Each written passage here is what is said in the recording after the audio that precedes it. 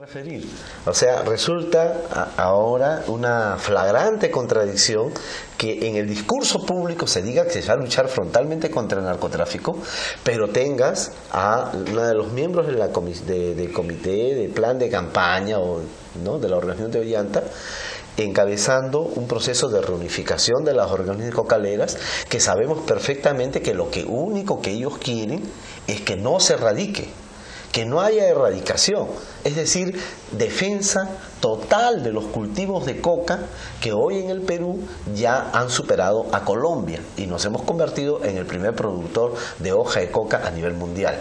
O sea, ¿cómo voy a luchar contra el narcotráfico si parte de mi base está ahí? La mayor parte de todas las organizaciones cocaleras, la COMPAN ha acordado hace unos días apoyar abiertamente ya a Ollanta, aunque no lo tenían por qué hacer, porque ya lo han estado apoyando, ¿no? Entonces, ¿cómo es posible, cómo se va a luchar contra el narcotráfico si por el lado de los cocaleros, que son su base social importante, ¿no?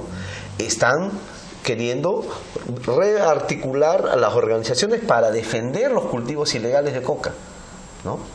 Obviamente todo parece indicar que hay pues un mensaje que no se ha dicho a la opinión pública: no voy a erradicar, no voy a erradicar, no va a haber erradicación, y por lo tanto ese es lo que los cocaleros tienen probablemente como el mensaje subyacente, implícito, no explícito, no firmado, no dicho en el documento de plan de gobierno. Yo creo que ahí tiene que haber un claro deslinde. No se puede luchar contra el narcotráfico si por otro lado estás rearticulando un movimiento que todos sabemos que está dentro de lo que yo he llamado una perspectiva de coco muerte. Es decir, yo no voy a permitir ninguna forma de erradicación.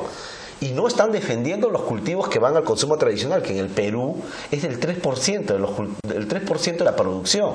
El Perú tiene hasta el año 2009, que es la cifra que hasta ahora manejamos, tiene 60.000 hectáreas, ¿no? 128.000 toneladas. De estas 128.000, solo 9.000 toneladas son las que van al consumo tradicional: chaccheo, jabones, infusiones, ¿no? Todo tipo de energizantes que se puedan hacer. O para la farmacia. O también para los anestésicos de la industria farmacológica. Todo eso es 9.000 toneladas. Es decir, el 3% de la producción total que hay en el Perú. El resto, o sea, 119.000 toneladas es lo que van al narcotráfico. Y obviamente la cifra que van a salir en las próximas semanas va a ser mucho más. Es decir, la franja de 9.000 toneladas, que es la que va al consumo tradicional e industrial legal, se va a ir reduciendo en términos absolutos, ¿no? Y los cultivos de coca van a aparecer como una de las realidades más importantes, mucho más contundentes de las que teníamos hasta hace poco, ¿no? Tenemos además que señalar de que esto se produce en un contexto, todo esto se está produciendo en un contexto en que Colombia redujo 13% su espacio cocalero. Ha pasado de 68.000 hectáreas a 59.000. Al año 2010. Se adelantaron. El ministro de Colombia, el ministro de Interior colombiano, la semana pasada señaló esa noticia. Se adelantó a las cifras que van a venir el mes de junio aquí en el Perú. Con ello, si nosotros para el año 2009 tenemos 60.000 hectáreas, ya solamente teniendo en cuenta nada más la cifra del 2009, ya el Perú es el primer productor de hoja de coca del mundo.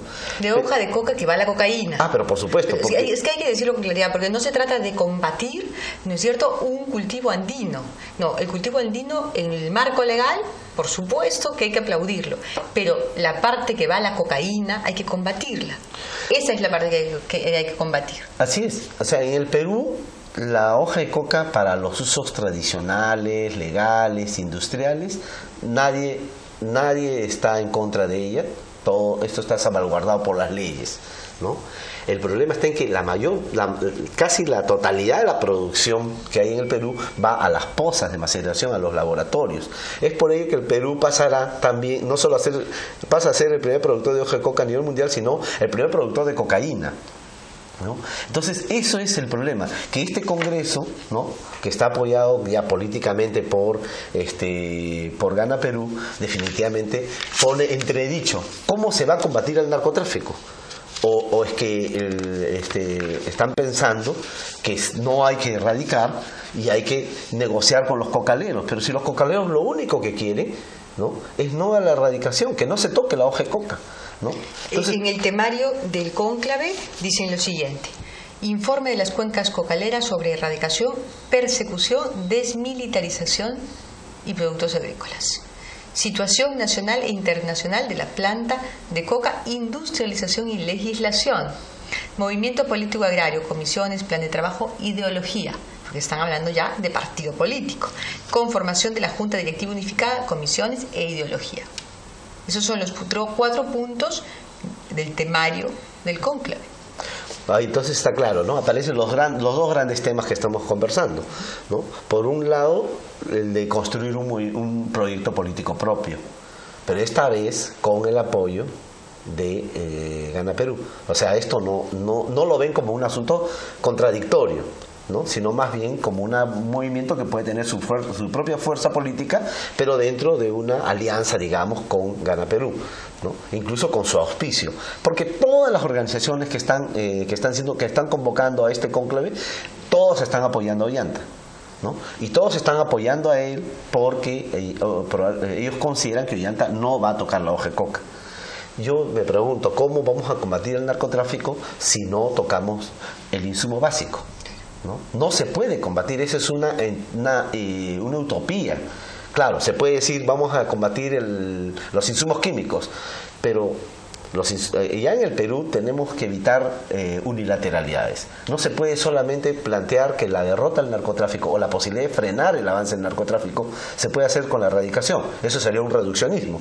De igual manera tampoco podemos decir solo controlando los insumos químicos. Sabemos que entran insumos químicos de Bolivia hacia Puno. Sabemos que entran insumos químicos de Brasil para toda la parte de Loreto, donde hay muchas zonas, como 4 provincias de Loreto que reciben insumos, que tienen cultivos de coca ilegal, que han crecido, y eso lo vamos a ver seguramente en las nuevas estadísticas de monitoreo que van a salir. Entonces, si tú dices voy a combatir el narcotráfico controlando los insumos, estás creyendo que los insumos químicos van de Lima, que es una parte de la verdad, pero tenemos también que están entrando por la frontera. Entonces, ¿cómo controlar eso? Tenemos entonces ciertamente que sí hacer en lo posible un control eficaz de los insumos químicos, pero creer que esa es la panacea es un error. Y por otro lado tenemos que avanzar, ahora sí, no se ha hecho en los últimos 10 años, ¿no? Es luchar contra el dinero, es decir, el lavado de activos, ¿no? No se puede creer que el narcotráfico son cocaleros, poseros y traqueteros. ¿Y dónde están los empresarios? Los narcoempresarios. Esta es una industria planetaria, tiene sus transnacionales, estos son los carteles, ¿no? Y las organizaciones transfronterizas que operan en la frontera Perú-Brasil, Perú-Colombia, Perú-Ecuador, Perú-Bolivia. Allí, cuando se pasa la frontera peruana, encuentras otro tipo de organizaciones, que son los para quienes trabajan las firmas peruanas. Pero en el litoral encontramos a los carteles mexicanos. El de Sinaloa es hoy el más poderoso, pero el Tijuana ha recuperado posiciones en la parte del sur, sobre todo en tu tierra, en Arequipa, en Hilo, ¿no? Increíble. Entonces, ¿cómo vamos a combatir el narcotráfico? Tenemos que combatirlo en todos los eslabones de la cadena. Pero si alguien da concesiones y cree que es posible fortalecer este movimiento que había perdido la fuerza, que tiene una profunda crisis, que viene después de una profunda crisis de fragmentación, división y erosión de su propia base social, si cree que con esto vamos a combatir el narcotráfico, se equivoca. Al contrario, se está fortaleciendo. Se va a fortalecer el narcotráfico. ¿Por qué? Porque el mensaje es gana Ollanta y no se erradica. En consecuencia, están envalentonados, ¿no? En todas las zonas. Están recuperando fuerza. ¿Por qué? Porque hay un factor político, que es la posibilidad de que Ollanta sea gobierno, que los va a auspiciar, ¿no? Que los está alentando. Yo creo que Ollanta debe deslindar con esto inmediatamente.